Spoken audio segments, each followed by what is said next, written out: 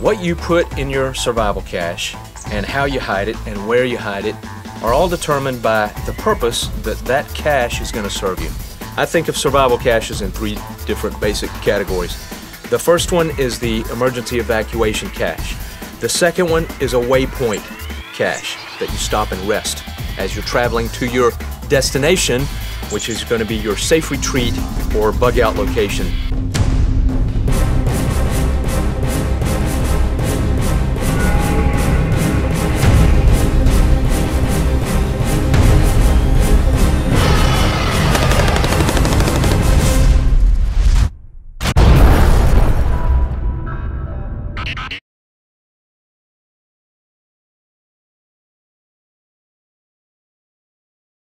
You don't want to be carrying your supplies that you're going to need for 2 weeks to your safe retreat. That already needs to be there. Let's understand how we're going to use the Emergency Evacuation Cache. There might be a circumstance where I have to leave the house in a hurry, in my pajamas, and have no time to grab anything out of the house. If I have time to do any planning and take something from the house, I'm not going to go to this cache. I'm also assuming that I'm going to be leaving on foot. I'm not going to go to this cache if I'm driving away because I've already got everything I need in the vehicle. If you don't have all of your materials already stocked up in your car and you're worried about an emergency evacuation cache, you need to reprioritize that because you're in your vehicle all the time and you need to make sure that it is well stocked for all of your travels before you worry about an emergency evacuation cache. I don't want to dig for it. I just want to be able to recover it very quickly without any tools. Well, with all that in mind, let's take a look at what needs to go in this cache. I have some easy pull cans of sardines and chili. It's a light package, so I can carry several of these with me without any trouble. Whatever you put in your cache, if it's going to stay above ground, make sure that whatever food you have in there is going to withstand freezing without bursting the container. So here is a can of the very same stuff with the easy pull top, and I've had it in the freezer here for 2 weeks. But whatever you put in there, be sure and test it yourself. I've got a canister of salt. I don't need to put any water inside this container because there is a water source nearby where it's going to be hidden, and I'm just going to have this bottle hidden at the water source. I have a flashlight with some batteries. I have a lighter, but I also have a ferrocerium striker. I also have a P51 can opener. I've got the easy pull tabs on these cans, so I'm not going to need a can opener to open these, but if I scavenge anything along the way, I've got this can opener I can use. Some chapstick.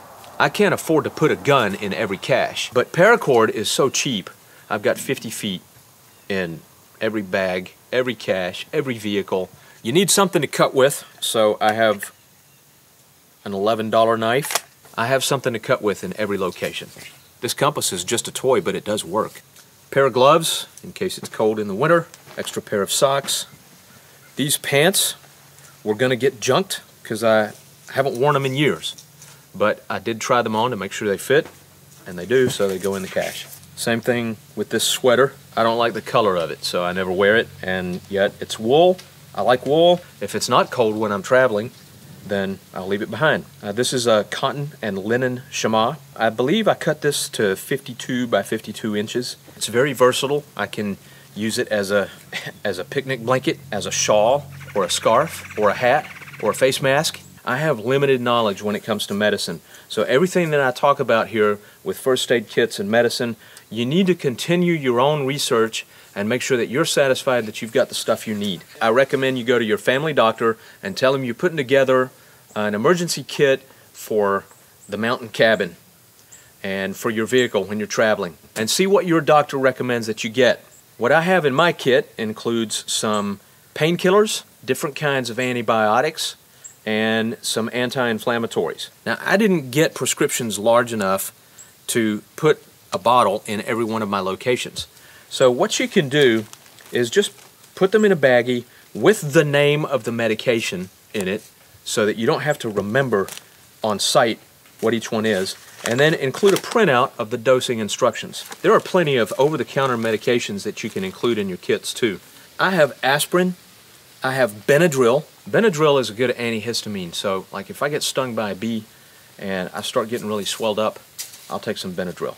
If you put your pills in a container whether it's a plastic container like this one or an aluminum container like this one, pack it down with some cotton balls because it keeps the pills from rattling. So if you're trying to be stealthy, you don't want the pills rattling inside your pack. It also keeps the pills from breaking, and then you can't get accurate dosage. Finally, the cotton ball itself can be used as a good tinder. It will take a spark if you're trying to light with your ferrocerium striker. The biggest enemies of your pills are moisture, light, and heat. So when you put your pills in a survival cache like I'm doing, it's going to reach 90, rarely 100 degrees in temperature because it's going to be in the shade. But the ambient temperature will exceed 90 degrees and your medication can deteriorate in those conditions. You need to go back to your cache now and then and replace your medication. But even if you don't let that stop you from stocking it, because the day that you have to run might be the day after you stock it. It might be a good idea to put a whole bleeder kit in there. I don't have one, but you might consider assembling an entire bleeder kit. I do have a quick clot trauma pack, and I do have skin staplers. So if you have to staple yourself shut because you've got a big cut, that's going to hurt, but it's going to be easier to do than sewing with a needle, because every time you dig that needle in, that takes a lot of determination. Whereas when you're just pinching it shut with the staples, it's just psychologically easier to get it done that way.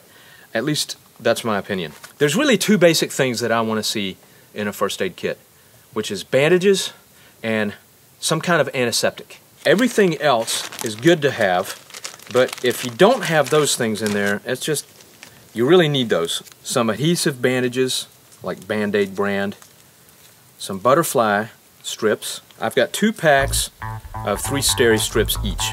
If you apply these correctly, you've got a good chance of not having to staple or sew anything shut. Betadine wipes are good antiseptics.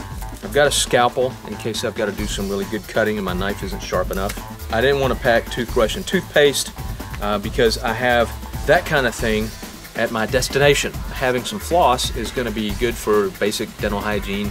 It's better for morale.